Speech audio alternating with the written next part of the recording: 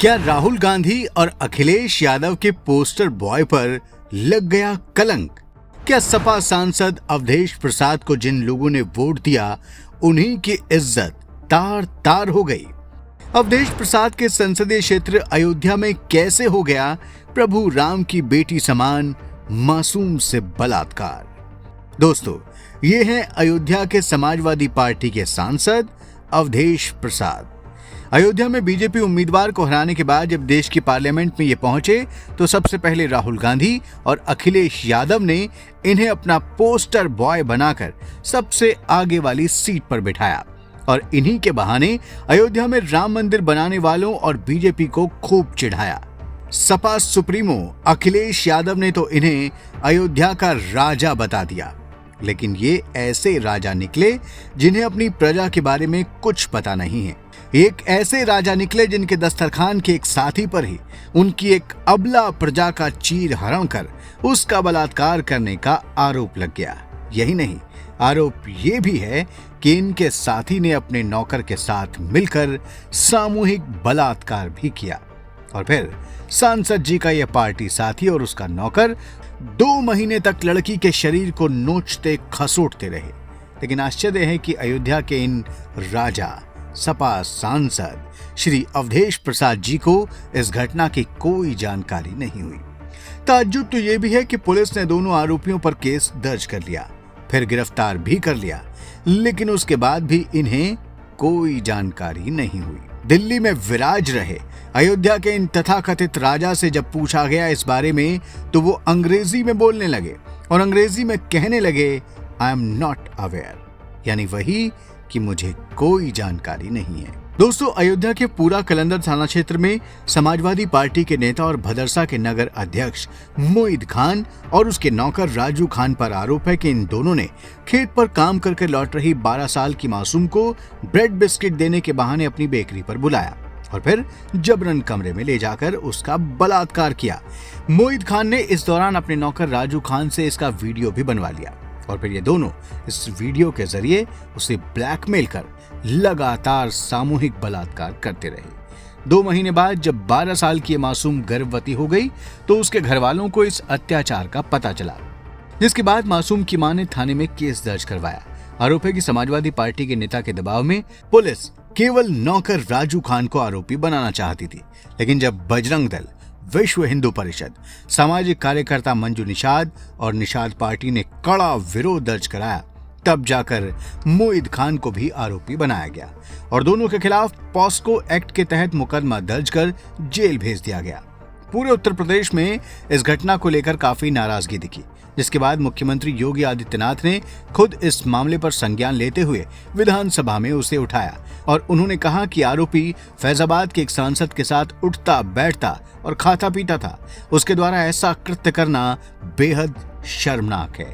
अयोध्या का यह मामला है जिसमें अयोध्या में मोईन खान जो समाजवादी पार्टी का नेता है, अयोध्या के सांसद की टीम का सदस्य है, 12 वर्षीय एक नाबालिग बच्ची के साथ दुष्कर्म का कृत्य में शामिल पाया गया।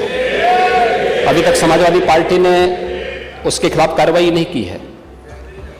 मैं ये नहीं समझ पा रहा हूं कि ये सब क्या है। अब क्या ये कोई समाजवादी पार्टी ना बोले? आपका एक्टिव मेंबर है, आपके सांसद के साथ बैठ रहा है, खा रहा है, उनके साथ चल रहा है, लेकिन इस प्रकार के, और यह अति पिछड़ी जाति से जुड़े हुए एक बालिका से जुड़ा हुआ मामला है और इस प्रकार की घटिया हरकत में वह लिप्त है, लेकिन तब भी उसको हल्केपन से उड़ाने का काम यानी हल्केपन से लेने का काम होता है। दोस्तों, आपको बता दें कि सीएम योगी ने आरोपी मोईद खान और सपा सांसद की करीबी तो बताई। सपा नगर अध्यक्ष मोईद खान और सांसद अवधेश प्रसाद की कुछ फोटो भी वायरल हो रही हैं, जिसमें वो एक साथ दिख रहे हैं। एक वायरल फोटो में तो वो मोईद खान के कंधे पर हाथ रखकर उससे काफी इंटीमेसी दिखा रहे हैं। दोस्तों, सपा नेता के इन दुष्कृत्यों पर सीएम योगी विधानसभा में समाजवादी पार्टी पर जमकर बरसे। उन्होंने कहा कि अयोध्या में बच्ची से दुष्कर्म और हरदोई में वकील की हत्या में सपा के नेताओं के शामिल होने की मैं निंदा करता हूं। ऐसे लोगों पर आप कहते हैं कि गोली मार रहे हैं तो इन्हें क्या माला पहनाएंगे? ऐसे लोग समाज के कोढ़ हैं। जब तक इन्हें पूरी तरह से हटाया नहीं जाएगा तब तक ये ठीक नहीं होगा। सीएम योगी ने कहा कि ऐसे अपराधियों के लिए सद्भावना ट्रेन नहीं चलेगी, बल्कि ऐसे लोगों के लिए हम बुलेट ट्रेन चलाएंगे। दोस्तों, अयोध्या में 12 साल की जिस मासूम लड़की से बलात्कार हुआ है वो अत्यंत पिछड़े वर्ग की एक जाति से आती है।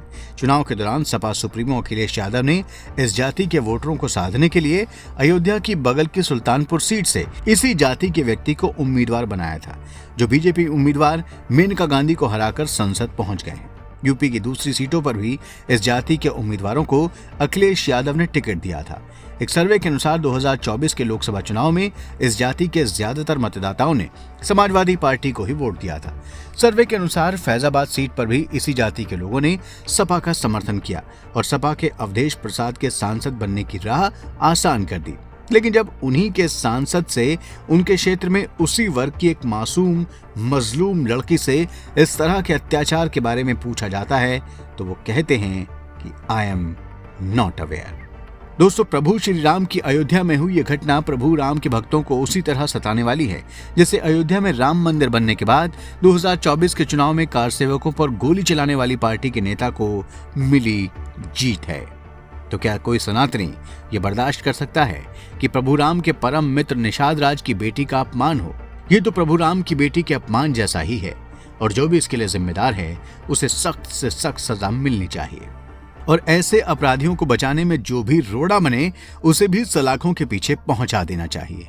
दोस्तों, सीएम योगी ने विधानसभा में कुछ सपा नेताओं के कुकृत्यों का जो हवाला दिया है वो बेहद परेशान करने वाला है, क्योंकि कई लोग ऐसा आरोप लगा रहे हैं कि लोकसभा चुनाव में समाजवादी पार्टी का प्रदर्शन पहले से थोड़ा अच्छा क्या हो गया।